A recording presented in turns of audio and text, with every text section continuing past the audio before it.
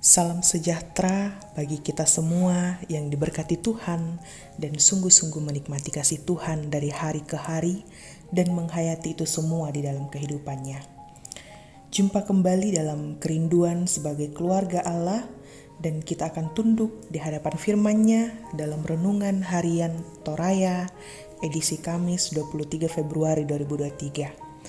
Dan pada edisi kali ini kita akan merenungkan firman Tuhan dari Yunus pasal 4 ayat 1 sampai 11. Namun sebelum kita membaca dan merenungkan firman Tuhan, mari kita minta pertolongan Roh Kudus, kita berdoa.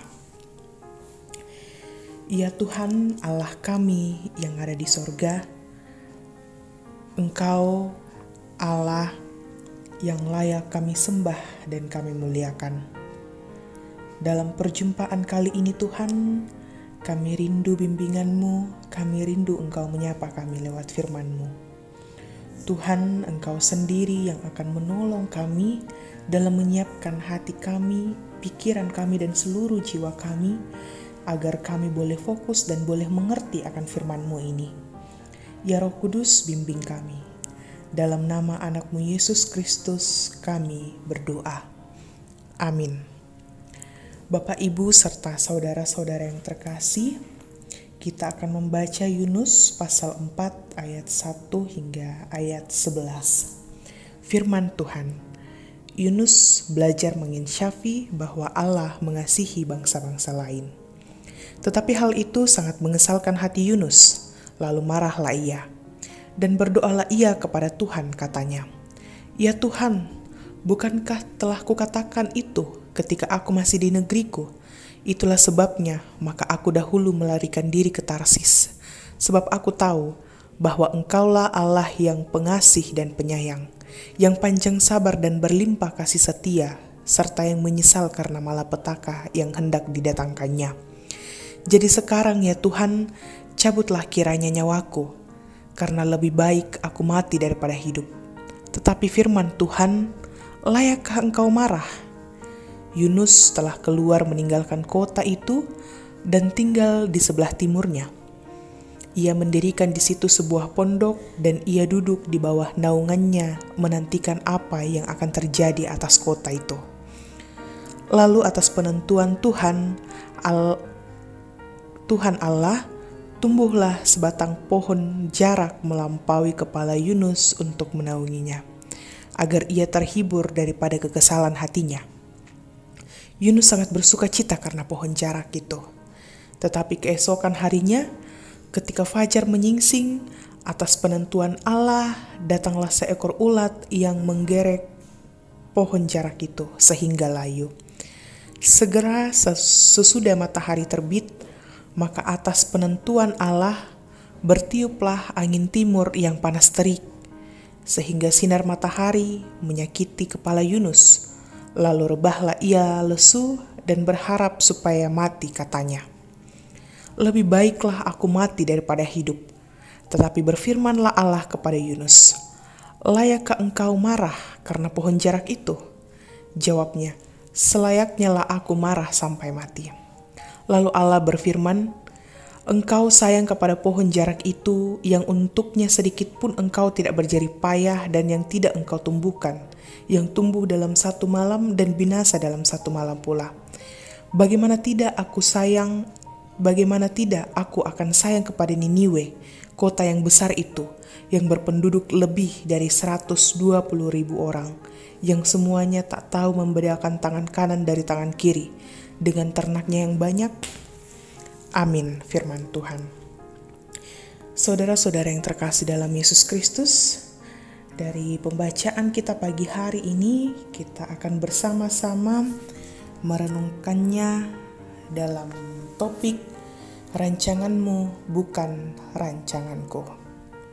Saudara-saudara, ada seorang bapak mengamuk di pengadilan ketika hakim menjatuhkan vonis tidak sesuai yang diharapkan. Vonis 15 tahun penjara dianggap tidak sebanding dengan kejahatan yang dilakukan terdakwa yang telah membunuh anaknya. Dan menurutnya hukuman yang setimpal adalah hukuman mati. Di dalam pembacaan kita, Yunus adalah seorang pemarah. Ia ingin melihat Niniwe hancur, sama seperti cerita anak yang hilang di dalam kitab Injil Lukas. Ketika ia kembali, saudaranya berharap supaya ayahnya tidak menerimanya kembali. Saudara-saudara, Yunus tidak sepenuhnya berserah kepada Tuhan. Ia sesungguhnya tahu tentang kebenaran Tuhan, tetapi ia tidak taat terhadap apa yang dikehendakinya. Karenanya ia tidak sepenuh hati melakukan perintahnya. Ia taat hanya karena ia takut pada tindakan yang Tuhan akan lakukan terhadapnya. Layakkah Yunus marah kepada Tuhan? Padahal ia lari keluar kota karena kekesalannya kepada Tuhan, tetapi Tuhan tetap mendapatkannya. Tuhan tidak menginginkan Yunus dikuasai kekesalan dan amarahnya. Ia terus diingatkan bahwa rancangan Tuhan tidak seperti rancangan manusia. Di dalam kitab Yeremia pasal 29 ayat 11 dikatakan, "Sebab aku ini mengetahui rancangan-rancangan apa yang ada padaku mengenai kamu. Demikianlah firman Tuhan, yaitu rancangan damai sejahtera dan bukan rancangan kecelakaan, untuk memberikan kepadamu hari depan yang penuh harapan." Saudara-saudara yang terkasih, Tuhan sungguh murah hati kepada orang-orang berdosa dan yang terhilang. Tuhan memberi kesempatan kepada orang Niniwe untuk bertobat karena ia tidak mau seorang pun binasa. Tetapi ia menghendaki supaya semua orang diselamatkan. Oleh karena itu, saudara-saudara, mari kita datang kepadanya dan kita bertobat, karena ia akan mengampuni dan menyelamatkan kita. Amin. Terpujilah nama Tuhan. Bapak, Ibu, saudara-saudara, mari kita satu di dalam doa, kita berdoa. Ya Tuhan, kami bersyukur hari ini kami boleh belajar dari firman-Mu, bahwa rancangan-Mu selalu baik untuk umat-Mu, yaitu rancangan damai sejahtera dan bukan rancangan kecelakaan. Kami bersyukur Tuhan, hari ini kami boleh diterangi oleh firman-Mu, dan izinkanlah kami untuk menjadikan firman-Mu ini sebagai pelita di dalam kehidupan kami. Tuhan, Sang Pemilik kehidupan kami, saat ini kami berdoa untuk seluruh anggota jemaat-Mu di dalam setiap usaha dan pekerjaan mereka. Tuhan kiranya memberkati dan melancarkan, sehingga berkat Tuhan terus mengalir di dalam kehidupan kami, dan kami terus bersyukur hanya kepada Tuhan saja. Kami berdoa bagi saudara-saudara kami yang dalam pergumulan mencari pekerjaan.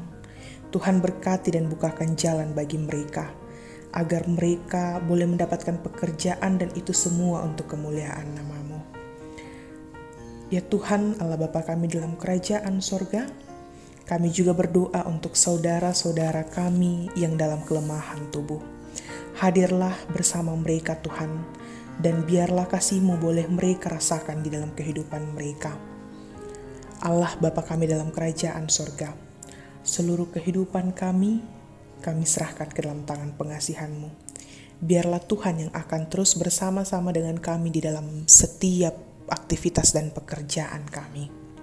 Inilah syafaat kami yang kami bawa ke dalam nama anak-Mu Yesus Kristus. Amin. Saudara-saudara yang diberkati Tuhan, pergilah dan nantikanlah rancangan-rancangan damai sejahtera dari Tuhan di dalam kehidupanmu, dan terimalah berkat Tuhan. Kiranya Allah mengasihani kita dan memberkati kita, kiranya Ia menyinari kita dengan wajah-Nya. Amin. Demikianlah Renungan Harian Toraya edisi Kamis 23 Februari 2023. Selamat pagi, selamat beraktivitas, Tuhan Yesus memberkati.